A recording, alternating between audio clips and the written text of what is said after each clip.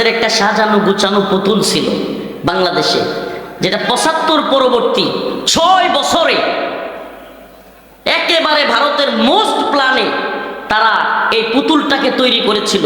৭৫ থেকে ৮১ পর্যন্ত ৬ বছর ভারতে রেখে খাওয়াইয়া পড়াইয়া এই পুতুলটাকে বাংলাদেশে পাঠাইছিল, একেবারে আদর্শিকভাবে কিংবা ব্রেন ওয়াশ করে বাংলাদেশে পাঠাইছিল এই দেশের ইসলাম পন্থাকে ধ্বংস করে দেওয়ার জন্য। সেই পুতুলটার নাম হলো শেখ হাসিনা। ৭৫ পরবর্তী ৬ বছর ভারতের আইকা খাওয়াইয়া পড়াইয়া রয়ের প্ল্যানে তাকে শিখানো হয়েছে, তাকে ব্রেন ওয়াশ করা হয়েছে ইসলামপন্থীদের বিরুদ্ধে, এবং একে একে এদেশের ইসলামপন্থী সবগুলো দলকে, আলেম ওলামাদেরকে ধ্বংস করার যত নীল নকশা সব বাস্তবায়নের জন্য তাকে বাংলাদেশে আনা হয়েছিল। এবং আমি মনে করি ৮০% প্রায় সে করেও ফেলছিল। এদেশের ইসলামপন্থী দলগুলোর অবস্থান কি আপনারা দেখেছেন হাসিনা আমলে এদেশের ইসলামপন্থীরা আলেমরা কিভাবে নির্যাতিত হয়েছে, নিপীড়িত হয়েছে। আমরা আমাদের উপর কি পরিমাণে জুলুম করেছে। প্রিয় হাজিরিন, আল্লাহ পাকের একটা আয়াত আছে, ওমাকারু ওমাকারাল্লাহ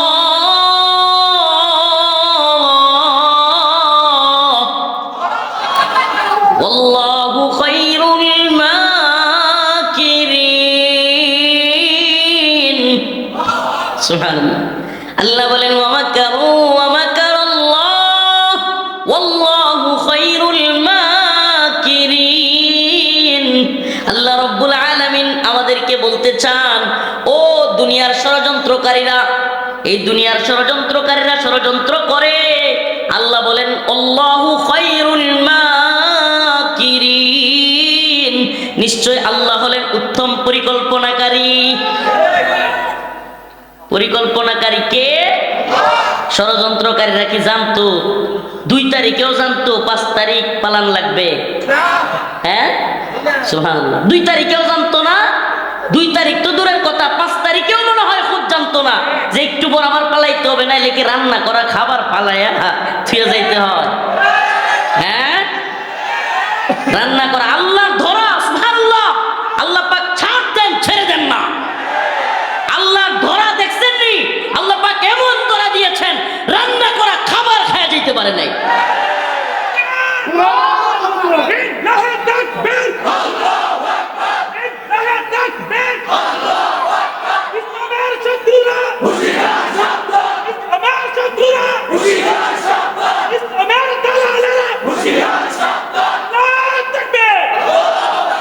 আমি তো মনে করি এর চাইতে বড় শিক্ষা জালেমদের জন্য আর কিছু হইতে পারে না।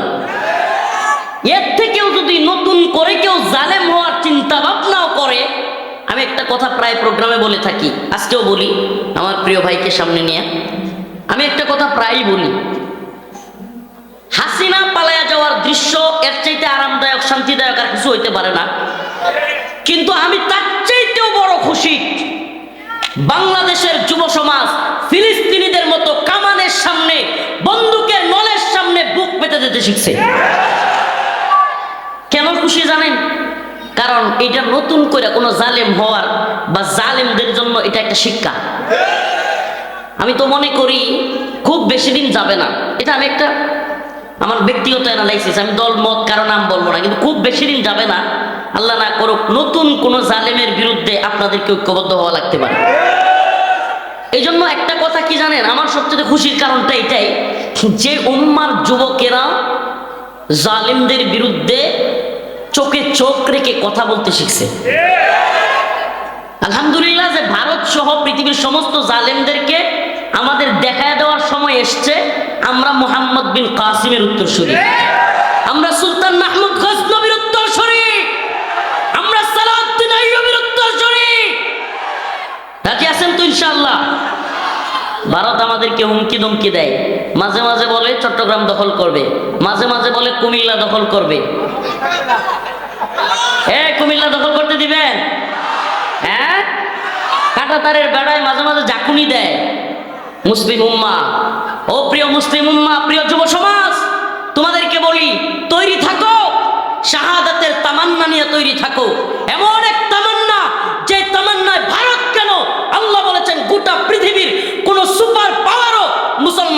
মারতে পারবে না। এই জন্য আমি বলি সুপার পাওয়ার স্রেফ আল্লাহ, লা ইলাহা ইল্লাল্লাহ।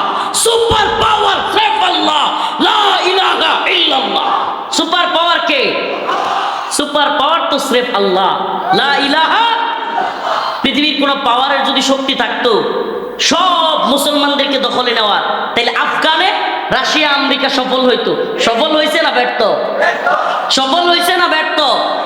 ভারতও যদি বাংলাদেশ নিয়ে কোনো চিন্তা করে, আমি মনে করি হয়তো আমরা শহীদ হব, হয়তো আমাদের প্রজন্ম অনেকেই শহীদ হবে, কিন্তু বিইذنিল্লাহ কাম মিন ফিয়াতিন কলিলা গালাবাত ফিয়াতান কাসীরাতান বিইذনিল্লাহ।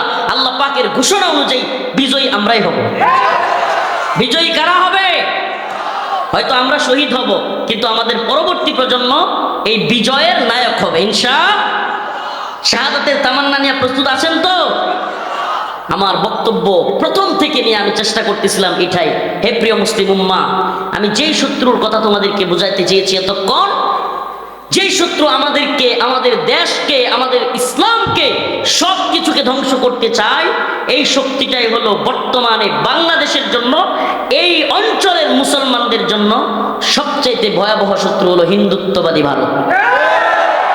এই হিন্দুত্ববাদী ভারত আমাকে, আপনাকে, আপনার আমার দেশকে, ঈমানকে, দ্বীনকে, সব কিছুকে মাটিতে মিশিয়ে দেওয়ার জন্য এরা প্রস্তুত হচ্ছে। প্রিয় ভাইরা আমার, প্রিয় উম্মাহ, সীমান্তের বিভিন্ন কাঁটাতারের বেড়ায় আজকে বিভিন্ন সীমান্তে এরা, ওই যে কিছু প্রতিবেশী আছে না গায়ে পাড়া দিয়া ঝগড়া বাজায়, কিছু প্রতিবেশী থাকে না যে গায়ে পাড়া দিয়া কি করে ঝগড়া বাজায়, এইরকম গায়ে পাড়া দিয়া ঝগড়া করা প্রতিবেশীদের মতো আচরণ করতেছে এই হিন্দুত্ববাদী ভারত। এরা আমাদেরকে যুদ্ধ যুদ্ধ ভয় দেখায়। কি করে? এদের মিডিয়ায় দেখলাম কয়েকদিন আগে একটা নিউজ দেখলাম, এদের মিডিয়ায় এদের কতগুলো কামান আছে, বিমান আছে, এরপরে যুদ্ধ জাহাজ আছে, সাবমেরিন আছে, বাংলাদেশের কয়টা আছে, এগুলোর হিসাব দিতেছে। পৃথিবীর ইতিহাস সাক্ষী, এগুলোর হিসাব মিলায় যুদ্ধের জয় পরাজয় নির্ধারিত হয় না। আমি যদি রসুলের ভাষায় বলি, আল্লাহ রসুল বলেছেন ইমানদাররা হইল জিন্দা, ইমানদাররা, আর কাফেররা হইল মুর্দা। কাফেররা কি? ইমানদার। আমার রসুল বলেছেন। আচ্ছা বলেন তো, পুরা মাঠ যদি মুর্দা দিয়া ভরপুর আর একজন জিন্দা লোক, ওই পুরা মুর্দারা মিলে জিন্দার কি ক্ষতি করতে পারবে? হ্যাঁ, তাইলে ইমানদাররা কি জিন্দা? ইমানদাররা বলেন না, ইমানদাররা। অতএব জিন্দা ইমান নিয়া জাপায়া পড়লে 313 জন হাজারো অস্ত্র শস্ত্রের বিরুদ্ধে বদরে বিজয়ী হয়েছিল না হয় নাই?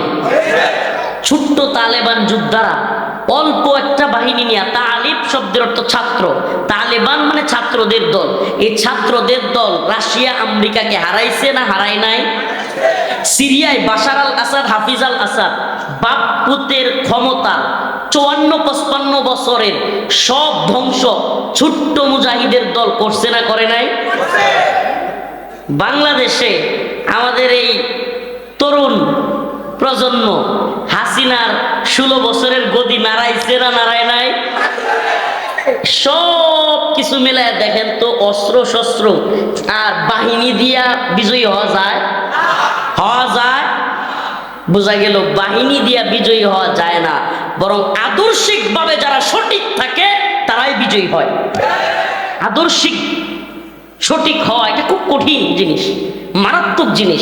10 জন আদর্শিক মানুষ, 10 জন আদর্শিক মানুষ পুরো পৃথিবীকে বিপ্লব ঘটায় দিতে পারে, পুরো পৃথিবীর সিস্টেমকে পরিবর্তন করে দিতে পারে। আদর্শ খুব কঠিন জিনিস। আদর্শ এমন এক জিনিস, যদি কোনো ব্যক্তি আদর্শিক হয়, সে চাকর হইতে পারে, তার মনিব তার আদর্শ গ্রহণ করতে বাধ্য। সে কর্মচারী হইতে পারে, তার পুরো ফ্যাক্টরির মালিক তার আদর্শ গ্রহণ করতে বাধ্য। অতএব আমরা ইসলাম নামক এমন এক আদর্শ পেয়েছি, গোটা পৃথিবী যে আদর্শের সামনে মাথা নত করতে বাধ্য। প্রিয় ভাইরা আমার, বন্ধুগণ আমার, আলোচনা লম্বা করবার সুযোগ নেই। আমি আপনাদেরকে যে মেসেজটা দিতে চাইলাম, মেসেজটা হলো এই উম্মতকে এখন বুঝা, এই জাতিকে এখন বুঝা যে আমাদের সবচাইতে বড় শত্রু, যে শত্রু আমাদেরকে, আমাদের দেশকে, আমাদের ঈমানকে, আমাদের দ্বীনকে ধ্বংস করে দিতে চায়, আমাদের আদর্শ থেকে আমাদেরকে একেবারে মূলোৎপাটন করতে চায়, এই শত্রুর নাম হলো হিন্দুত্ববাদী ভারত। এই শত্রুর বিরুদ্ধে সতর্ক থাকতে হবে। দলাদলি, কাদা চোরাচুরি, একে অপরের বিরুদ্ধে দাঁড়ানো এখন মুসলমানদের কাজ নয়, মুমিনদের কাজ নয়। ঐক্যবদ্ধ হওয়া। মুসলিমদেরকে বলবো, প্রিয় যুবকদেরকে বলবো, এখন ঐক্যবদ্ধ হওয়ার সময়। ঐক্যবদ্ধ হব কেন? ঈমানের জন্য, দ্বীনের জন্য, এই ভূখণ্ড রক্ষা করবার জন্য। এই তরুণ প্রজন্মের যে ভাইরা আছে, এই ভাইদের কাছে আমাদের আহ্বান থাকবে এবং আপনাদের প্রতিও আমাদের মেসেজ থাকবে। যেহেতু ইউটিউবাররা অনেকে আছে, এই কথাগুলো যাবে তাদের মাধ্যমেও, সকলের প্রতি আমার একটা মেসেজ থাকবে। যে ছেলেগুলো আমাদেরকে বিজয় এনে দিল, আপনাদের এলাকার ছেলে বলে বলছি না, সব যারা এই কাজটা করেছে তাদেরকে বিতর্কিত করা, তাদেরকে হেয় করা, এটা একটা নতুন ট্রেন্ডিং, যেটা আওয়ামী লীগ এবং তাদের দূষররা প্ল্যান করে করতেছে। কারণ এই বিপ্লবের সৈনিকদেরকে যদি মাইনাস করা যায়, এদেরকে যদি মেন্টালি কিংবা এদের সে আদর্শিক জায়গায় যদি এদের আঘাত করা যায় যে এরা দুর্নীতিবাজ, এরা এটা, এরা ওইটা, তাহলে তারা যে ঠিক ছিল, আওয়ামী লীগ সঠিক ছিল, এটাকে মানুষের সামনে প্রমাণ করা সহজ হবে। আপনাদেরকে আমি কথা বুঝাইতে পারছি? যারা এই বিপ্লবের অগ্রসেনানী, এই বিপ্লবে যারা একেবারে ফ্রন্ট লাইনে ছিল, প্রথম কাতারে ছিল, এদেরকে যদি দুর্নীতিবাজ, ভণ্ড কিংবা এরা খারাপ মানুষ, এটা জাতির সামনে প্রমাণ করা যায়, তাইলে আমরা ভালো ছিলাম। নাউজুবিল্লাহ। মানে প্রকৃত পক্ষে শত্রু কারা, এই ব্যাপারে আলোচনা করবো ইনশাআল্লাহ। আমা তৌফিক ইল্লা বিল্লাহ। এই আলোচনাটা খুবই জরুরি এই কারণে যে আমরা আজকে শত্রু চিনতেও যেমন ভুল করতেছি, বন্ধু চিনতেও ভুল করতেছি। শত্রু চিনতেও ভুল করতেছি, বন্ধু চিনতেও ভুল করতেছি। শত্রুর অবস্থান, শত্রুর মান, প্রত্যেকটা বিষয়কে আমরা যাচাই করতে ভুল করতেছি।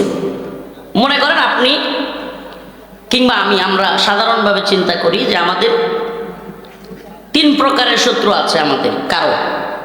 এক প্রকারের শত্রু আপনাকে দেখলে একটু গালাগালি করবে কিংবা বকা, এইগুলো করবে, হুমকি দুমকি দিবে। কিন্তু ভিন্ন এক প্রকারের শত্রু আছে যে মনে করেন আপনাকে দেখলে হাত পা ভেঙে দেবে। তৃতীয় আরেক প্রকারের শত্রু আছে যে আপনাকে দেখলে মেরে ফেলবে।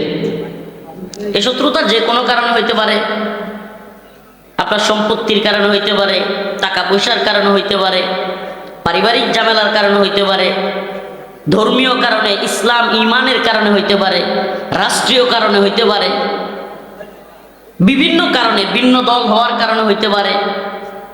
কিন্তু আমরা যদি দেখি স্বাভাবিকভাবে এই 3 ধরনের শত্রুই থাকে।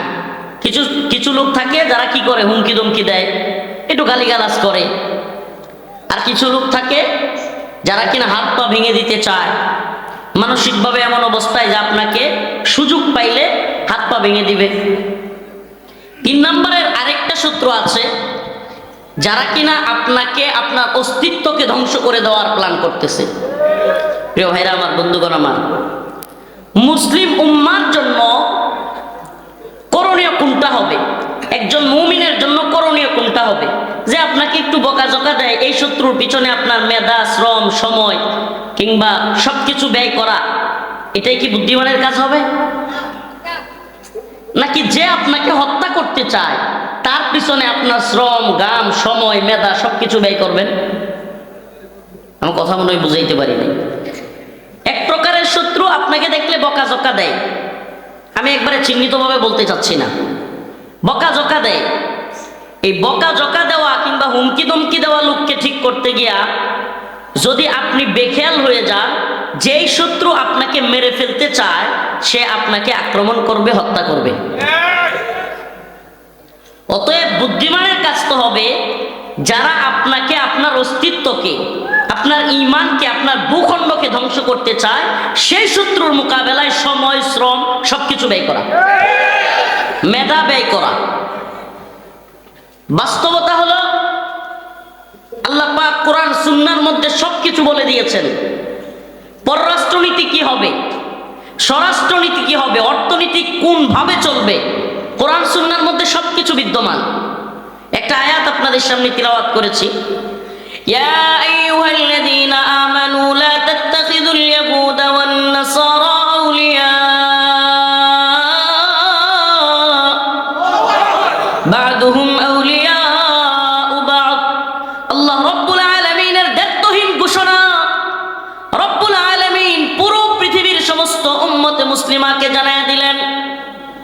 ইয়া আইয়ুহাল্লাযীনা আমানু, হে ঈমানদাররা, আল্লাহর উপর বিশ্বাস রাখা মুমিনরা শুনে রাখো, লা তাত্তাখিদুল ইয়াহুদ ওয়ান নাসারা আউলিয়া, তোমরা ইহুদি খ্রিস্টান কিংবা কাফেরদেরকে মুশরিকদেরকে বন্ধু বানায়ো না।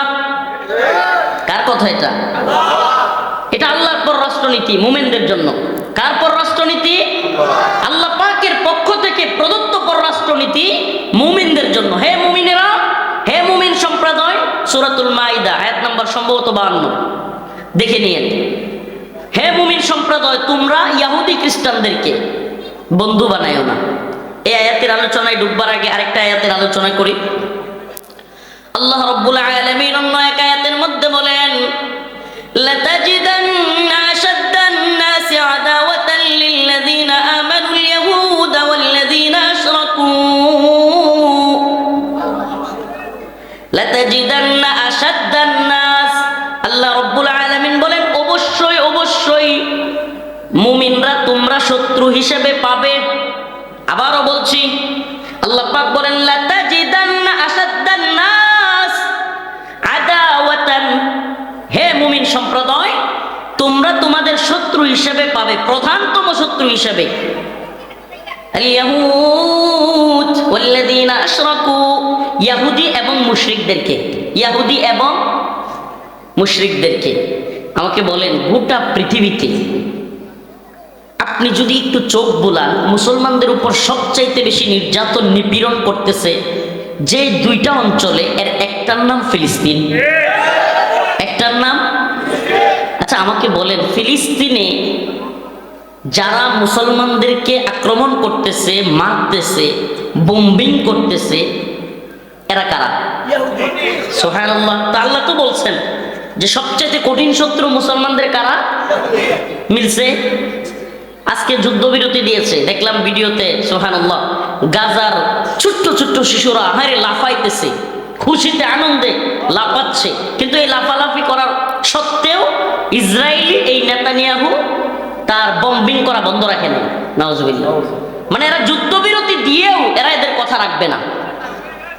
এদের মধ্যে নিফাক আছে, কলবের মধ্যে মারাত। এরা মুসলমানদের সাথে বলবে একটা, করবে আরেকটা। আসলে এই দুশ্মনীটা এটা আপনার আমার সাথে না। যদি কেউ ভৌগোলিকভাবে চিন্তা করে, জীবনেও মিলাইতে পারবে না। জীবনেও ভৌগোলিক চিন্তা করে কিংবা এই গণতান্ত্রিক রাজনৈতিক চিন্তা ভাবনা করে যে আমাদের প্রতি এদের এত বিদ্বেষ কেন, আমরা কি ক্ষতি করছি? মুসলমানরা তো কোনো ক্ষতি করেনি, তাহলে এত বিদ্বেষ কেন? এটা মিলাইতে পারবে না। আল্লাহ পাক বলেছেন, লাতাজিদান্না আশাদ্দান নাস আদাওয়াতান লিল্লাযীনা আমানুল ইয়াহুদা ওয়াল্লাযীনা আশরাকু, ইহুদি খ্রিস্টানদেরকে এবং মুশরিকদেরকে, মুশরিক তোমরা সবচেয়ে কঠিন শত্রু হিসেবে পাবে। আমারে বলেন, ইসরায়েলে কিংবা ফিলিস্তিনে মুসলমানদের উপর অ্যাটাক করলো, মারলো এই ধর্মের লোক। কোন ধর্ম? ইহুদি। এবার আসেন কাশ্মীর, মুসলমানদের আরেকটা ভূখণ্ড, এখানে হামলা করতেছে, মুসলমানদেরকে নির্যাতন করতেছে, নিপীড়ন করতেছে। এরা কারা? মুশরিক, হিন্দুত্ববাদীরা। প্রিয় ভাইরা আমার, বন্ধুগণ আমার, এটা আল্লাহ পাক অনেক আগে মুসলমানদেরকে সতর্ক করেছেন। মুসলমানদের নবী আলাইহিস সালামকে, নবী আম্বিয়াকে, মুসলমানদের যিনি নবী, আমাদের পয়গম্বর মুহাম্মদ আরবি সাল্লাল্লাহু আলাইহি ওয়াসাল্লাম, উনাকে আল্লাহ পাক সতর্ক করেছেন। এই আয়াত গোটা পৃথিবীর সমস্ত উম্মতে মুসলিমার জন্য ক্লিয়ার কনসেপ্ট, একেবারে ক্লিয়ার থাকা চাই। নতুন করে কোনো মতাদর্শ, নতুন করে কোনো চিন্তার সুযোগ নাই যে এরা কখনো আমাদের বন্ধু হবে, কশ্চিনকালেও হবে না। আমরা নব মুসলিমদের সাথে কথা বলেও জেনেছি, যারা নব মুসলিম, এদের বক্তব্য হলো, হুজুর এরা আপনাদেরকে অন্তর থেকে ঘৃণা করে। সামনাসামনি মিলেমিশে চললেও এরা আপনাদেরকে অন্তর থেকে ঘৃণা করে। প্রিয় ভাইরা আমার, বন্ধুগণ আমার, আজকে আমরা কি দেখতে পাচ্ছি? আমাকে বলেন, কাশ্মীরের নির্যাতন তো চলছে, একদিকে ইসরায়েল, তাদের প্ল্যানটা কি এটাকে বুঝতে হবে।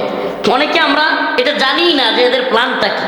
এদের প্ল্যান হলো দ্য গ্রেট ইসরায়েল রাষ্ট্র প্রতিষ্ঠা করা।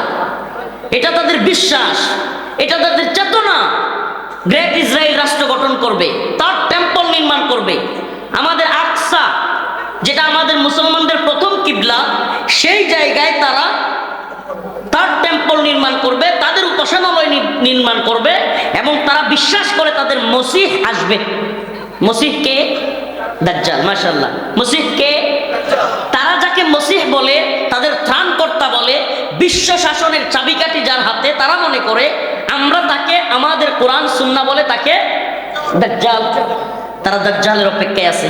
দাজ্জাল গোটা পৃথিবী শাসন করবে এই অপেক্ষায় আছে এবং দাজ্জালের হাতে সব কিছুর নিয়ন্ত্রণ থাকবে। নাউজুবিল্লাহ। আস্তে আস্তে আমরা যদিও এটার প্রমাণ পাচ্ছি। ইহুদিবাদীদের হাতে এখন গোটা পৃথিবী নিয়ন্ত্রিত বললেই চলে।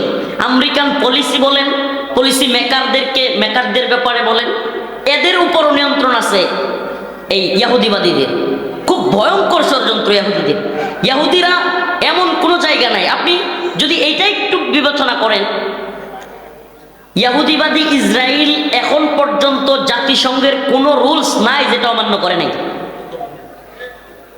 এমন একটা রাষ্ট্র পৃথিবীতে যেটা এই জাতিসংঘ, ইউনাইটেড নেশন, জাতিসংঘের এমন কোনো রুলস নাই যেটাকে পাশ কাটায়া যায় নাই, কোনো রুলস মানে না।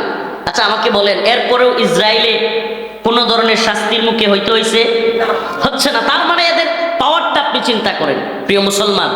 একেবারে ডিরেক্ট কথায় চলে গেলাম, কোনো আকপাশ কথা বলার সুযোগ নেই, সময়ও কম।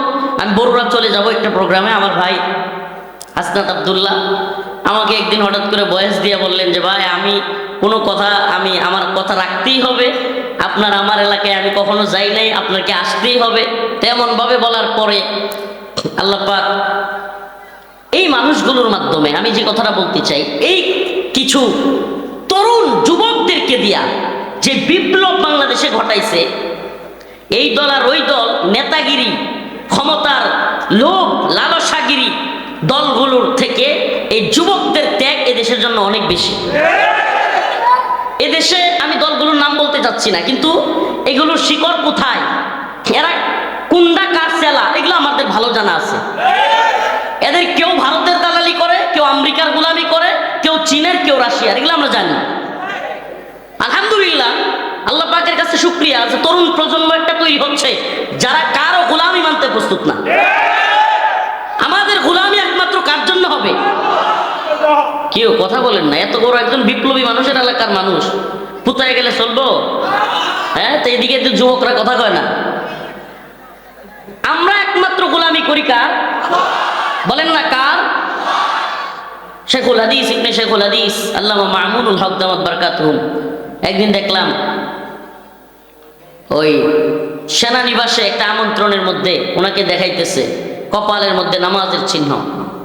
আমরা চাই নতুন প্রজন্মের নেতৃত্বের মধ্যে দ্বীনি মূল্যবোধ, ঈমানি চেতনা, ইসলামের প্রতি ভালোবাসা, এটা দেখতে চাই আমরা। এটা বাস্তবতা। জাহেলে ভরে গেছে দেশ, চাটুকার চামচা দিয়া ভরে গেছে দেশ। এই দল আর ওই দল নাই, এই দল আর ওই দল নাই। আজকের একটা নিউজ দেখলাম নরসিংদীতে, একটু আগে নিউজটা দেখলাম, নরসিংদীতে এক মাহফিলে আপনার এক দলের যারা মনে করে এখনই মনে হয় ক্ষমতায় এসে পড়ছে, তারা এই দলের দুই ভাগাভাগি হয়ে মাহফিলের পুরো প্যান্ডেল পুড়ে ফেলছে। আজকের নিউজ এটা, নরসিংদীতে কিছুক্ষণ আগে মাহফিলের স্টেজ পুড়ে ফেলছে তারা। প্রিয় ভাইরা আমার, বন্ধুগণ আমার, এগুলো থেকে আল্লাহ পাক আমাদেরকে মুক্ত রাখুক, বলেন আমিন। আরো জোরে বলেন আমিন। প্রিয় উপস্থিতি, আমি যে কথাটা বলতে চাচ্ছিলাম, তার টেম্পল নির্মাণ করতে চায় ইসরায়েল, আরেকদিকে এই যে হিন্দুত্ববাদী ভারত, এরা চায় অখণ্ড ভারত প্রতিষ্ঠা করতে। একদিকে ইসরায়েল, দ্য গ্রেট ইসরায়েল রাষ্ট্র গঠন করবে, তাদের মসি আসবে, পুরো পৃথিবী তারা দখলে নিবে, ইসরায়েলিদের কথায়, ইহুদিদের কথায় গোটা পৃথিবী চলবে, এটা তাদের স্বপ্ন। এই জন্য তারা, আমাদের কাছে নিউজ আছে, এই জন্য তারা যে কোনো মুহূর্তে, আল্লাহ মাফ করুক, এরা এই যুদ্ধবিরতি খেলা খেলতে থাকবে, যে কোনো মুহূর্তে তারা আল আকসার উপরে আঘাত হানবে, নাউজুবিল্লাহ। এবং আকসাকে ধ্বংস করে দিয়ে তারা সেখানে তার টেম্পল নির্মাণ করবে, এটা তাদের প্ল্যান। এবং আমাদের পার্শ্ববর্তী দেশ ভারত, এই হিন্দুত্ববাদীদের স্বপ্ন হলো অখণ্ড ভারত, রাম রাজত্ব কায়েম করা, অখণ্ড ভারত। বাংলাদেশ, ভারত, পাকিস্তান, নেপাল, ভুটান, শ্রীলঙ্কা, মালদ্বীপ, আফগানিস্তানের কিছু অংশ, এই সমস্ত অঞ্চল নিয়ে অখণ্ড ভারত, যেই দেশ রাম রাজত্বে চলবে, যেই দেশে হিন্দুত্ববাদীরা ব্যতীত অন্যদের ভোটাধিকার থাকবে না, যেই দেশে অন্য ধর্মের লোকেরা উপরের কোন স্থানে গিয়ে চাকরি করতে পারবে না, যেই দেশে হিন্দুত্ববাদীরা হবে এক ক্যাটাগরির নাগরিক, এরপরে যারা অন্যান্য যারা এরা সাধারণ নাগরিক বা বিসি, এইভাবে। এই হলো এদের চিন্তা চেতনা। প্রিয় ভাইরা আমার, বন্ধুগণ আমার, প্রিয় মুসলিম উম্মাহ, আমি আপনাদের কাছে, আমাদের কাজটা কি আসলে? আমাদের কাজটা কি? নামাজের কথা, হজের কথা, কুরবানির কথা, রোজার কথা, এগুলো তো বলবোই আমরা। এগুলো তো এই উম্মার কাছে দায়ী হিসেবে আমাদের দায়িত্ব পৌঁছাইতে হবে। কিন্তু এটাই কি আমাদের আসল কাজ? আমি তো মনে করি আল্লাহ পাক যে উদ্দেশ্যে রাসূলকে পাঠিয়েছেন, কোরআনে যে ঘোষণা দিয়ে দিয়েছেন, হুয়াল্লাযী আরসালা রাসূলাহু বিল হুদা ওয়া দীনিল হক লিইয়ুযহিরাহু আলাদ দীনি কুল্লিহি ওয়ালাউ কারিহাল মুশরিকুন। আল্লাহ রাব্বুল আলামিন বলেন, আমি আমার পয়গম্বর মুহাম্মদ আরবি সাল্লাল্লাহু আলাইহি ওয়াসাল্লামকে পৃথিবীতে পাঠিয়েছি। ওয়াল্লাযী আরসালা রাসূলাহু বিল হুদা ওয়া দীনিল হক, সত্য দিন দিয়ে, হিদায়াত সহকারে। কেন? লিইয়ুযহিরাহু আলা দীনি কুল্লি, সমস্ত দিনের উপর এই দিনকে বিজয়ী করবার জন্য। বলেন না, কিসের জন্য? সমস্ত দিনের উপর, সমস্ত মতবাদের উপর এই দিনকে বিজয়ী করা। সমস্ত মতবাদ, সমস্ত জাহালত, সমস্ত কুফরি সিস্টেম, শিরকি সিস্টেম, সমস্ত তাগুতি সিস্টেম, সব কিছুকে পরিবর্তন করে একমাত্র আল্লাহর জমিনে আল্লাহর দ্বীনকে প্রতিষ্ঠা করবার জন্যই আমার রাসূলকে আল্লাহ পাক পাঠাইছেন। আচ্ছা, ওই কাজটা এখন রাসূল নাই, ওই দায়িত্বটা কি এখন উলামায়ে কেরামের না? আমার কথা কি বুঝাইতে পারতেছি না? বুঝতেছেন আপনারা? ওই দায়িত্বটা কি উলামায়ে কেরামের আছে না? ওই দায়িত্বটাই আমরা পালন করতেছি। সেই দায়িত্বটা কি? এই উম্মাহকে বুঝানো, শত্রু মিত্র চিনানো, এই উম্মাহকে ঐক্যবদ্ধ করা, উম্মার বিজয়ের জন্য, শাহাদাতের জন্য এই উম্মাহকে ঐক্যবদ্ধ করা। যেই বড় শত্রু আমাদের উপর চেপে বসে আছে, এই শত্রু থেকে রক্ষা পেতে হলে এই দলাদলি, এই মতাদর্শিক আদর্শগত চিন্তা চেতনার তাফাররুক, দলীয় তাফাররুক, এই মতবাদ, একে অপরের সাথে হাতাহাতি মারামারি, মুসলমান এটা চলতে পারে না। আমাদেরকে ঐক্যবদ্ধ হতে হবে ঈমানের দাবিতে, আল্লাহর জন্য, দ্বীনের জন্য, এই ভূখণ্ড রক্ষা করবার জন্য। এই কনসেপ্ট প্রত্যেকটা মানুষের অন্তরে ধরায়া দেওয়া, এটা দায়ীদের দায়িত্ব। প্রিয় হাজিরিন, প্রিয় উম্মাহ, প্রিয় জাতি, আল্লাহ পাকের কথা ক্লিয়ার বোঝার চেষ্টা করবেন। আল্লাহ বলেছেন, তোমাদের কঠিন শত্রু হলো ইহুদি এবং মুশরিকরা। আমরা একদিকে তার টেম্পল নির্মাণ করবার জন্য ইহুদিদেরকে তৈরি দেখতেছি, আরেকদিকে অখণ্ড ভারত রাম রাজত্ব প্রতিষ্ঠার জন্য হিন্দুত্ববাদীদেরকে দেখতেছি। প্রিয় মুসলমান, আমি জানতে চাই, বাবরি মসজিদ ভেঙ্গে গুড়িয়ে দেওয়া হয়েছে, আপনারা কি এটা জানেন? কারা করছে এটা? শুধুমাত্র ভেঙ্গে চুরমার করে নাই, বাবরি মসজিদের জায়গায় রাম মন্দির নির্মাণ করছে। করছে কি করে নাই? প্রিয় হাজিরিন, যারা আমাদের বাবরি মসজিদ ভেঙে রাম মন্দির নির্মাণ করেছে, আল্লাহ না করুক এরা যদি সুযোগ পায় বাইতুল মুকাররম ভেঙ্গেও মন্দির বানাবে না? আমার কথা বুঝতেছেন? করবে কি করবে না? আপনাকে আরেকটা নিউজ দেই, আমরা এই নিউজগুলো জানিও না, পড়িও না, শুনতেও চাই না। আমাদের ওই কাশ্মীরের কিংবা ইসরায়েলের ফিলিস্তিনের গল্প একটু পরে হবে।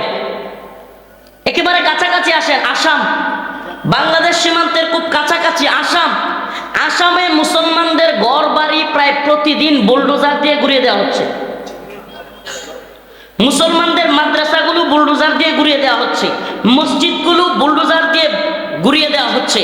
বাঙালি বাঙালি বলে মুসলমানদেরকে আসাম থেকে তাড়িয়ে দেওয়ার প্ল্যান করা হচ্ছে খুব কাছে। এবার আসেন আমাদের দেশ নিয়ে। তাদের একটা সাজানো গুছানো পুতুল ছিল বাংলাদেশে, যেটা ৭৫ পরবর্তী ৬ বছরে একেবারে ভারতের মোস্ট প্ল্যানে তারা এই পুতুলটাকে তৈরি করেছিল। ৭৫ থেকে ৮১ পর্যন্ত ৬ বছর ভারতে রেখে খাওয়াইয়া পড়াইয়া এই পুতুলটাকে বাংলাদেশে পাঠাইছিল একেবারে আদর্শিকভাবে কিংবা ব্রেন ওয়াশ করে বাংলাদেশে পাঠাইছিল এই দেশের ইসলাম পন্থাকে ধ্বংস করে দেওয়ার জন্য। সেই পুতুলটার নাম হলো শেখ হাসিনা। ৭৫ পরবর্তী ৬ বছর ভারতের আইকা খাওয়াইয়া পড়াইয়া রয়ের প্ল্যানে তাকে শিখানো হয়েছে, তাকে ব্রেন ওয়াশ করা হয়েছে ইসলামপন্থীদের বিরুদ্ধে, এবং একে একে এদেশের ইসলামপন্থী সবগুলো দলকে, আলেম ওলামাদেরকে ধ্বংস করার যত নীল নকশা সব বাস্তবায়নের জন্য তাকে বাংলাদেশে আনা হয়েছিল। এবং আমি মনে করি ৮০% প্রায় সে করেও ফেলছিল। এদেশের ইসলামপন্থী দলগুলোর অবস্থান কি আপনারা দেখেছেন হাসিনা আমলে এদেশের ইসলামপন্থীরা আলেমরা কিভাবে নির্যাতিত হয়েছে, নিপীড়িত হয়েছে। আমরা আমাদের উপর কি পরিমাণে জুলুম করেছে। প্রিয় হাজিরিন, আল্লাহ পাকের একটা আয়াত আছে, ওমাকারু ওয়ামাকারাল্লাহ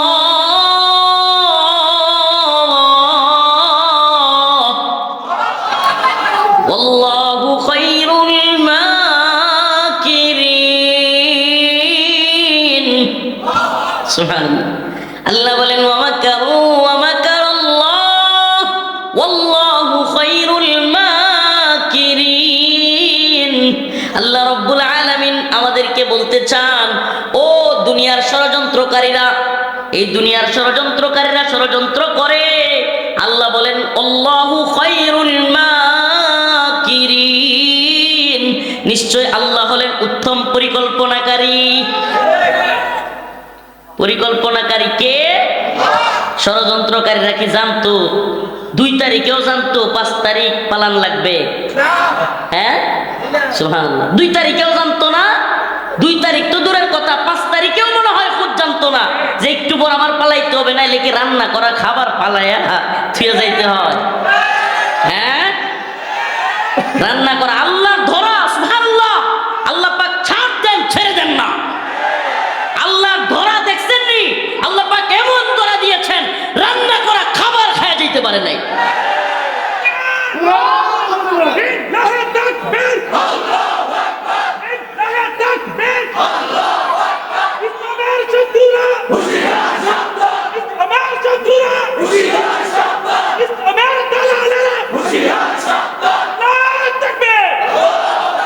আমি তো মনে করি এর চাইতে বড় শিক্ষা জালেমদের জন্য আর কিছু হইতে পারে না। এর থেকেও যদি নতুন করে কেউ জালেম হওয়ার চিন্তা ভাবনাও করে, আমি একটা কথা প্রায় প্রোগ্রামে বলে থাকি, আজকেও বলি আমার প্রিয় ভাইকে সামনে নিয়ে, আমি একটা কথা প্রায়ই বলি, হাসিনা পালায়া যাওয়ার দৃশ্য এর চাইতে আরামদায়ক, শান্তিদায়ক আর কিছু হইতে পারে না।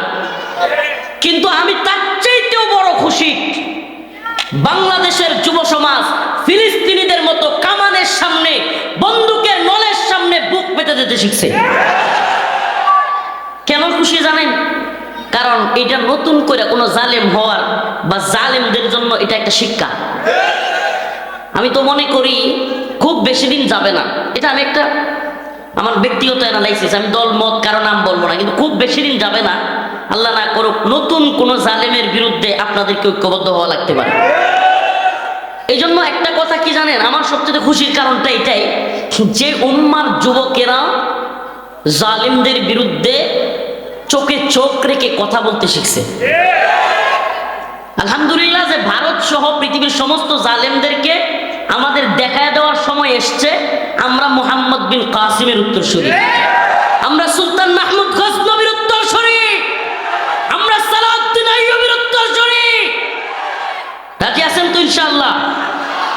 ভারত আমাদেরকে হুমকি ধমকি দেয়, মাঝে মাঝে বলে চট্টগ্রাম দখল করবে, মাঝে মাঝে বলে কুমিল্লা দখল করবে।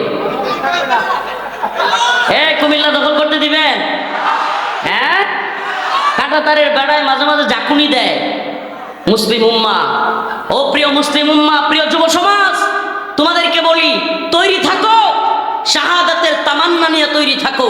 এমন এক তামান্না যে তামান্নায় ভারত কেন, আল্লাহ বলেছেন গোটা পৃথিবীর কোন সুপার পাওয়ারও মুসলমানদেরকে হারাতে পারবে না। এই জন্য আমি বলি সুপার পাওয়ার স্রেফ আল্লাহ, লা ইলাহা ইল্লাল্লাহ। সুপার পাওয়ার স্রেফ আল্লাহ, লা ইলাহা ইল্লাল্লাহ। সুপার পাওয়ার কে? সুপার পাওয়ার তো স্রেফ আল্লাহ, লা ইলাহা। পৃথিবীর কোন পাওয়ারের যদি শক্তি থাকতো সব মুসলমানদেরকে দখলে নেওয়া, তাহলে আফগানে রাশিয়া আমেরিকা সফল হইতো। সফল হয়েছে না ব্যর্থ? সফল হয়েছে না ব্যর্থ? ভারতও যদি বাংলাদেশ নিয়ে কোনো চিন্তা করে, আমি মনে করি হয়তো আমরা শহীদ হব, হয়তো আমাদের প্রজন্ম অনেকেই শহীদ হবে, কিন্তু বিইذنিল্লাহ কাম মিন ফিয়াতিন কলিলা গালাবাত ফিয়াতান কাসীরাতান বিইذনিল্লাহ, আল্লাহ পাকের ঘোষণা অনুযায়ী বিজয়ী আমরাই হব। বিজয়ী কারা হবে? হয়তো আমরা শহীদ হব, কিন্তু আমাদের পরবর্তী প্রজন্ম এই বিজয়ের নায়ক হবে ইনশাআল্লাহ। শাহাদাতের তামান্না নিয়ে প্রস্তুত আছেন তো? আমার বক্তব্য প্রথম থেকে নিয়ে আমি চেষ্টা করতেছিলাম এটাই, হে প্রিয় মুসলিম উম্মাহ, আমি যেই শত্রুর কথা তোমাদেরকে বুঝাইতে চেয়েছি এতক্ষণ, যেই শত্রু আমাদেরকে, আমাদের দেশকে, আমাদের ইসলামকে, সব কিছুকে ধ্বংস করতে চায়, এই শক্তিটাই হলো বর্তমানে বাংলাদেশের জন্য, এই অঞ্চলের মুসলমানদের জন্য সবচাইতে ভয়াবহ শত্রু হলো হিন্দুত্ববাদী ভারত। এই হিন্দুত্ববাদী ভারত আমাকে, আপনাকে, আপনার আমার দেশকে, ঈমানকে, দ্বীনকে, সব কিছুকে মাটিতে মিশিয়ে দেওয়ার জন্য এরা প্রস্তুত হচ্ছে। প্রিয় ভাইয়েরা আমার, প্রিয় উম্মাহ, সীমান্তের বিভিন্ন কাঁটাতারের বেড়ায় আজকে বিভিন্ন সীমান্তে এরা, ওই যে কিছু প্রতিবেশী আছে না, গায়ে পাড়া দিয়া ঝগড়া বাজায়, কিছু প্রতিবেশী থাকে না যে গায়ে পাড়া দিয়া কি করে, ঝগড়া বাজায়। এইরকম গায়ে পাড়া দিয়া ঝগড়া করা প্রতিবেশীদের মতো আচরণ করতেছে এই হিন্দুত্ববাদী ভারত। এরা আমাদেরকে যুদ্ধ যুদ্ধ ভয় দেখায়। কি করে? এদের মিডিয়ায় দেখলাম কয়েকদিন আগে একটা নিউজ দেখলাম, এদের মিডিয়ায় এদের কতগুলো কামান আছে, বিমান আছে, এরপরে যুদ্ধ জাহাজ আছে, সাবমেরিন আছে, বাংলাদেশের কয়টা আছে, এগুলোর হিসাব দিতেছে। পৃথিবীর ইতিহাস সাক্ষী, এগুলোর হিসাব মিলায় যুদ্ধের জয় পরাজয় নির্ধারিত হয় না। আমি যদি রসুলের ভাষায় বলি, আল্লাহ রসুল বলেছেন ইমানদাররা হইলো জিন্দা, ইমানদাররা, আর কাফেররা হইলো মুর্দা। কাফেররা কি? ইমানদার। আমার রসুল বলেছেন। আচ্ছা বলেন তো, পুরা মাঠ যদি মুর্দা দিয়া ভরপুর আর একজন জিন্দা লোক, ওই পুরা মুর্দারা মিলে জিন্দার কি ক্ষতি করতে পারবে? হ্যাঁ? তাইলে ইমানদাররা কি জিন্দা? ইমানদাররা বলেন না, ইমানদাররা। অতএব জিন্দা ইমান নিয়া জাপায়া পড়লে 313 জন হাজারো অস্ত্র শস্ত্রের বিরুদ্ধে বদরে বিজয়ী হয়েছিল না হয় নাই? ছোট্ট তালেবান যোদ্ধারা অল্প একটা বাহিনী নিয়ে, তালিব শব্দের অর্থ ছাত্র, তালেবান মানে ছাত্রদের দল, এই ছাত্রদের দল রাশিয়া আমেরিকাকে হারাইছে না হারায় নাই? সিরিয়ায় বাশার আল আসাদ, হাফিজ আল আসাদ, বাপ পুতের ক্ষমতা 54-55 বছরের সব ধ্বংস ছোট্ট মুজাহিদের দল করছে না করে নাই? বাংলাদেশে আমাদের এই তরুণ প্রজন্ম হাসিনার 16 বছরের গদি নাড়াইছে না নাড়ায় নাই? সব কিছু মিলায় দেখেন তো, অস্ত্র শস্ত্র আর বাহিনী দিয়া বিজয়ী হওয়া যায়? হওয়া যায়? বোঝা গেল বাহিনী দিয়া বিজয়ী হওয়া যায় না, বরং আদর্শিক ভাবে যারা সঠিক থাকে তারাই বিজয়ী হয়। আদর্শিক সঠিক হওয়া এটা খুব কঠিন জিনিস, মারাত্মক জিনিস। 10 জন আদর্শিক মানুষ, 10 জন আদর্শিক মানুষ পুরো পৃথিবীকে বিপ্লব ঘটায় দিতে পারে, পুরো পৃথিবীর সিস্টেমকে পরিবর্তন করে দিতে পারে। আদর্শ খুব কঠিন জিনিস। আদর্শ এমন এক জিনিস, যদি কোনো ব্যক্তি আদর্শিক হয়, সে চাকর হইতে পারে, তার মনিব তার আদর্শ গ্রহণ করতে বাধ্য। সে কর্মচারী হইতে পারে, তার পুরো ফ্যাক্টরির মালিক তার আদর্শ গ্রহণ করতে বাধ্য। অতএব আমরা ইসলাম নামক এমন এক আদর্শ পেয়েছি, গোটা পৃথিবী যে আদর্শের সামনে মাথা নত করতে বাধ্য। প্রিয় ভাইরা আমার, বন্ধুগণ আমার, আলোচনা লম্বা করবার সুযোগ নেই। আমি আপনাদেরকে যে মেসেজটা দিতে চাইলাম, মেসেজটা হলো এই উম্মতকে এখন বুঝা, এই জাতিকে এখন বুঝা যে আমাদের সবচাইতে বড় শত্রু, যে শত্রু আমাদেরকে, আমাদের দেশকে, আমাদের ঈমানকে, আমাদের দ্বীনকে ধ্বংস করে দিতে চায়, আমাদের আদর্শ থেকে আমাদেরকে একেবারে মূলোৎপাটন করতে চায়, এই শত্রুর নাম হলো হিন্দুত্ববাদী ভারত। এই শত্রুর বিরুদ্ধে সতর্ক থাকতে হবে। দলাদলি, কাদা চোরাচুরি, একে অপরের বিরুদ্ধে দাঁড়ানো এখন মুসলমানদের কাজ নয়, মুমিনদের কাজ নয়। ঐক্যবদ্ধ হওয়া। মুসলিমদেরকে বলবো, প্রিয় যুবকদেরকে বলবো, এখন ঐক্যবদ্ধ হওয়ার সময়। ঐক্যবদ্ধ হব কেন? ঈমানের জন্য, দ্বীনের জন্য, এই ভূখণ্ড রক্ষা করবার জন্য। এই তরুণ প্রজন্মের যে ভাইরা আছে, এই ভাইদের কাছে আমাদের আহ্বান থাকবে এবং আপনাদের প্রতিও আমাদের মেসেজ থাকবে, যেহেতু ইউটিউবাররা অনেকে আছে এই কথাগুলো যাবে, তাদের মাধ্যমেও সকলের প্রতি আমার একটা মেসেজ থাকবে। যে ছেলেগুলো আমাদেরকে বিজয় এনে দিল, আপনাদের এলাকার ছেলে বলে বলছি না, সব যারা এই কাজটা করেছে তাদেরকে বিতর্কিত করা, তাদেরকে হেয় করা, এটা একটা নতুন ট্রেন্ডিং, যেটা আওয়ামী লীগ এবং তাদের দূষররা প্ল্যান করে করতেছে। কারণ এই বিপ্লবের সৈনিকদেরকে যদি মাইনাস করা যায়, এদেরকে যদি মেন্টালি কিংবা এদের সে আদর্শিক জায়গায় যদি এদের আঘাত করা যায় যে এরা দুর্নীতিবাজ, এরা এটা, এরা ওইটা, তাহলে তারা যে ঠিক ছিল, আওয়ামী লীগ সঠিক ছিল, এটাকে মানুষের সামনে প্রমাণ করা সহজ হবে। আপনাদেরকে আমি কথা বুঝাইতে পারছি? যারা এই বিপ্লবের অগ্রসেনানী, এই বিপ্লবে যারা একেবারে ফ্রন্ট লাইনে ছিল, প্রথম কাতারে ছিল, এদেরকে যদি দুর্নীতিবাজ, ভণ্ড কিংবা এরা খারাপ মানুষ, এটা জাতির সামনে প্রমাণ করা যায়, তাহলে আমরা ভালো ছিলাম। নাউজুবিল্লাহ, মানে চেষ্টাটা আওয়ামী লীগ করতেছে, এটা আওয়ামী লীগের দূষররা করতেছে। এবং এমন অনেক লোককে দেখা যাচ্ছে যারা অন্যান্য দলের, কিন্তু এরাও এই ছাত্র ভাইদের বিরুদ্ধে বিভিন্ন ধরনের উৎসাহ ওঠানোতে লিপ্ত। প্রিয় জাতি, প্রিয় এলাকাবাসী, আপনাদের প্রতি আমাদের একটা মেসেজ থাকবে। আচ্ছা বলেন, হাসিনা এমন কোন সেক্টর নাই যে সেক্টরে আমাদেরকে জুলুম করে নাই? আমাদের মাদ্রাসা ছাত্রদেরকে গুলি করে মারছে কি মারে নাই? স্কুলের ছোট ছোট বাচ্চাদেরকে গুলি করে মারছে কি মারে নাই? আলেম ওলামাদেরকে মামলা দেয় কি দেয় নাই? শত শত আলেমদেরকে রিমান্ডের নামে নির্যাতন করছে না করে নাই? আমার ব্যক্তিগতভাবে আমি কথাটা অনেক প্রোগ্রামে বলেছি, আমার কাপড় চোপড় খুলে মহিলাদের দ্বারা ছবি ভিডিও পর্যন্ত করছে এই সরকার। আমাকে বলেন, এই সরকার আলেমদেরকে রিমান্ডের নামে নির্যাতন করছে কি করে নাই? আওয়ামী লীগ কিংবা হাসিনা সরকার দেশের সর্বজন শ্রদ্ধেয় আলেমকে কারাগার থেকে হত্যা করে বের করছে কি করে নাই? দেশের টাকা বিদেশে পাচার করছে কি করে নাই? দেশকে ভারতের গোলাম বানাইছে কি বানায় নাই?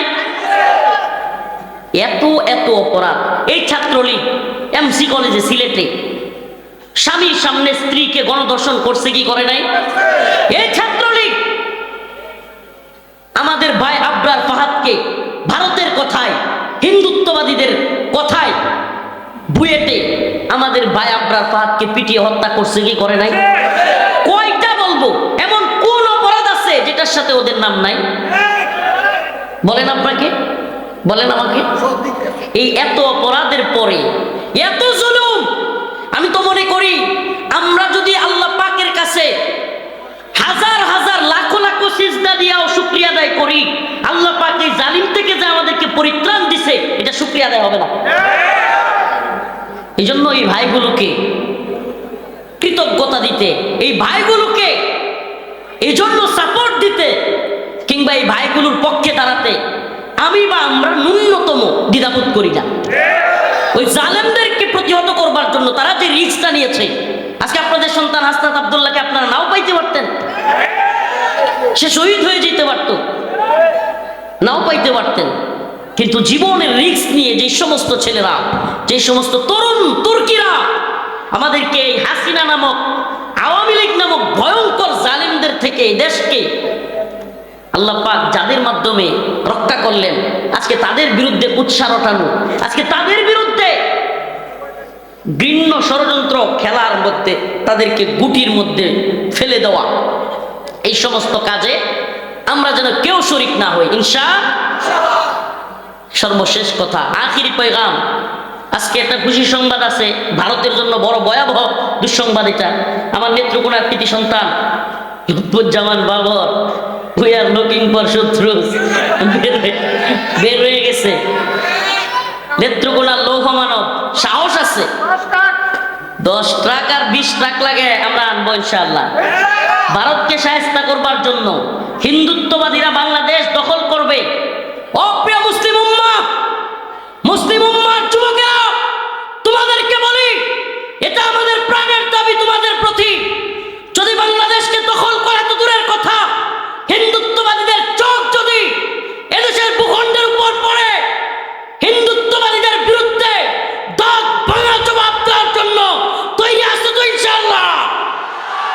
তৈরি আছো তো ইনশাআল্লাহ?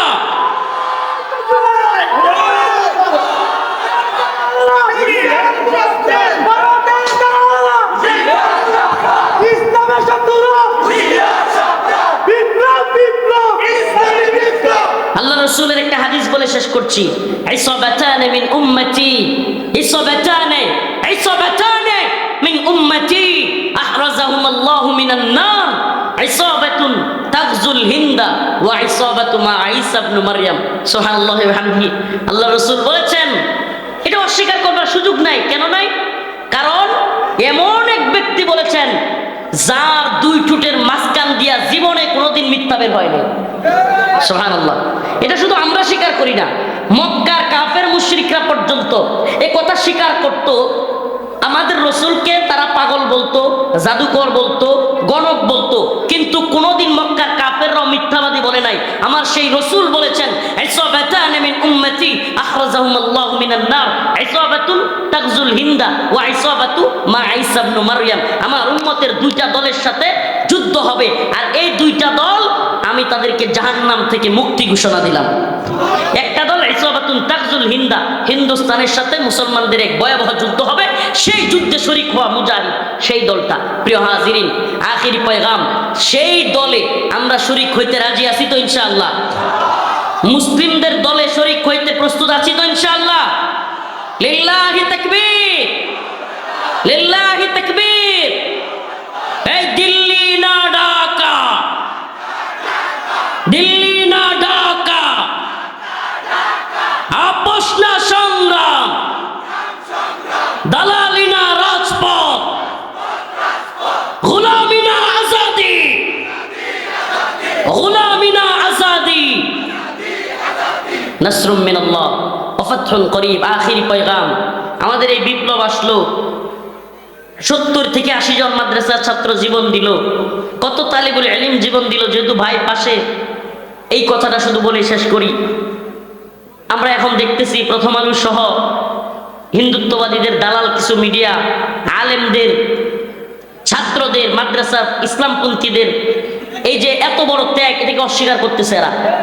এবং এই বসেন, শেষ কথা, এরা শুধু অস্বীকারই করতেছে না, আলেমদেরকে বিভিন্নভাবে জঙ্গি, মৌলবাদী, উগ্রবাদী ট্যাগ দেওয়ার প্ল্যান এরা করতেছে। আমি আপনাদের মাধ্যমে, আমার প্রিয় ভাইয়ের মাধ্যমে আমি জানাতে চাই, এদেশে ইসলামপন্থীরা যে ত্যাগ হাসিনার সময় স্বীকার করেছে, হাসিনার সবচেয়ে বেশি রুশানলে পড়েছে দেশের আলেম ওলামারা।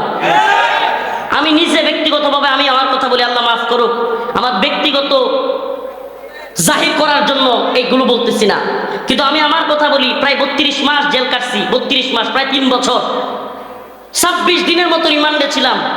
আমার উপর দিয়া সকল আলেমদের প্রথমে তো আমাকে ধরছে। এমন কোনো নির্যাতন নাই যেটা করে নাই, নির্যাতনের স্টিম রোলার বড় লম্বা, তারপরও বের হইয়া চুপ থাকি নাই কখনো। ভাইরা যখন ডাক দিছে, ওনারা হয়তো দেখছে কিনা ভিডিওতে, আমি সর্বপ্রথম এমন এক ছেলে যে কিনা লাইভে আইসা আলেমদেরকে, মাদ্রাসা ছাত্রদেরকে ডাক দিয়া বলছি, সবাই বের হয়ে আসো। এখন শাহাদাতের সময় ডাকাতে বাড়ি থেকে ঢাকার দিকে আসার পথে ছাত্রলীগের হামলার শিকার হয়েছি।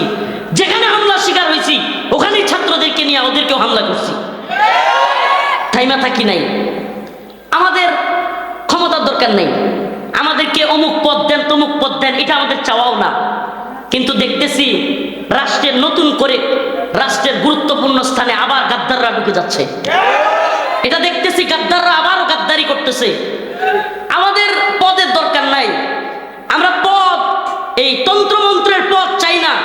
কিন্তু যদি ক্ষমতা লোভী হইয়া আবারও কেউ ভারতের গোলামি কিংবা আমেরিকার গোলামি করবার চিন্তা করে, গোলামদেরকে লাঠি দিয়ে নামাইতে পারি আমরা। আব্দুল হামিদ খান বাসানি উনি বলেছিলেন, পিন্ডি ছেড়েছি দিল্লির গোলামির জন্য না। আমরা তো বলি পিন্ডি ছেড়েছি, দিল্লি ছেড়েছি ওয়াশিংটনের গোলামির জন্য না। আমরা আল্লাহর গোলামিতে বিশ্বাসী। নতুন করে কেউ আমাদের সাথে গাদ্দারি করবে, মুনাফিকি করবে, এদেশে ইসলামপন্থীদের অবদানকে অস্বীকার করবে, আমরা চুপ থাকবো না, আমরা চুপ থাকবো না। অতএব আপনাদের প্রতি আমাদের বিনীত অনুরোধ থাকবে, এদেশে ইসলামপন্থীরা আপনাদেরকে ভালোবাসে। বলেন না, বন্যায়, দুর্যোগে, দুর্বিপাকে সবার আগে কারা আপনাদের পাশে দাঁড়ায়? সত্যি বলবেন, এ আলেমরা পাশে দাঁড়ায়। সারা দেশে আলেম আলেমরা মানুষের ঘরে ঘরে ত্রাণ, ঘরে ঘরে টাকা পয়সা পৌঁছায় দেয়, খায়া না খায়া এই কাজগুলো করে যায় আলেমরা। আলেম সমাজকে ভুল বুঝবেন না, আলেমদের সবাই ভালো এটাও বলছি না, সবাই খারাপ তাও তো না, কিন্তু আলেমবিহীন সমাজ কখনোই কল্পনাও করা যায় না। আলেমবিহীন সমাজ যেন ইসলামবিহীন সমাজ, কেননা আলেমদের ছাড়া আপনি মাসআলা মাসাইল ফতোয়া কার থেকে নিবেন? অতএব আলেমদের প্রতি বিদ্বেষ তৈরি করা, আলেমদেরকে জঙ্গি মৌলবাদী ট্যাগ দেয়া, এটা একটা ভারতীয় চক্রান্ত, এটা আমেরিকান চক্রান্ত। এই চক্রান্ত থেকে আল্লাহ আমাদেরকে হেফাজত করুক, বলেন আমিন। এবং সর্বশেষ কথা, বিপ্লব ধরে রাখা, বিপ্লব করার চাইতে আরো কঠিন। এই বিপ্লবকে ধরে রাখবার জন্য আমাদেরকে ঐক্যবদ্ধ থাকতে হবে, স্বতঃস্ফূর্তভাবে আমাদেরকে ওই বিপ্লবের যারা অগ্রনায়ক তাদেরকে সাপোর্ট করতে হবে। আল্লাহ পাক আমাদের সবাইকে ইসলামিক বিপ্লবের জন্য কবুল করুক, বলেন আমিন। কোরআনের বিপ্লবের জন্য কবুল করুক, বলেন আমিন। সুবহানাকাল্লাহুম্মা ওয়া বিহামদিক আশহাদু আল্লা ইলাহা ইল্লা আনতা আস্তাগফিরুকা ওয়া আতুবু ইলাইক। সকলের কাছে দোয়া চেয়ে আমি বিদায় নিচ্ছি, দোয়া করে দিন। আলহামদুলিল্লাহি রাব্বিল আলামিন আর রহমানির রহিম مالك يوم الدين إياك نعبد وإياك نستعين اللهم ارزقنا شهادة في سبيلك اللهم ارزقنا شهادة في سبيلك أي الله পাক পরওয়ারদিগার আলম আমাদের জীবনের জিন্দেগানের সমস্ত গুনাহ খাতা maaf করিয়া দেন। আয় রব্বুল আলামিন মাওলাই করিম আল্লাহ, আপনি আমাদের আজকের এই প্রোগ্রামকে কবুল আর মঞ্জুর করেন। রব্বুল আলামিন ফিলিস্তিনে যুদ্ধবিরতি হয়েছে আল্লাহ, আয় আল্লাহ ফিলিস্তিনের মুসলমানদেরকে হেফাজত করেন আল্লাহ।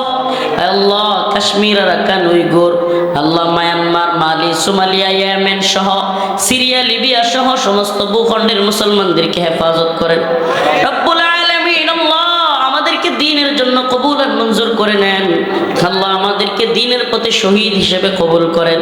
আয় আল্লাহ আমাদেরকে নামাজি বানায়া দেন, দিনদার পরহেজগার মুত্তাকি বানায়া দেন। আয় আল্লাহ আমাদের যাদের বাবা নাই মা নাই তাদের বাবা মার কবরকে জান্নাতের বাগান বানায়া দেন রব্বুল আলামিন। আল্লাহ আমাদের গুনাহগুলিকে maaf করে দেন রব্বুল আলামিন। আল্লাহ আল্লাহ জুলাই বিপ্লবে যারা শহীদ হয়েছে তাদের শাহাদাতকে কবুল আর মঞ্জুর করেন। আল্লাহ আমার ভাই সাইফুল ইসলাম আলিফ আল্লাহ হিন্দুত্ববাদী ইসকনের আঘাতে আল্লাহ শহীদ হয়েছে, আল্লাহ তার শাহাদাতকে কবুল আর মঞ্জুর করেন।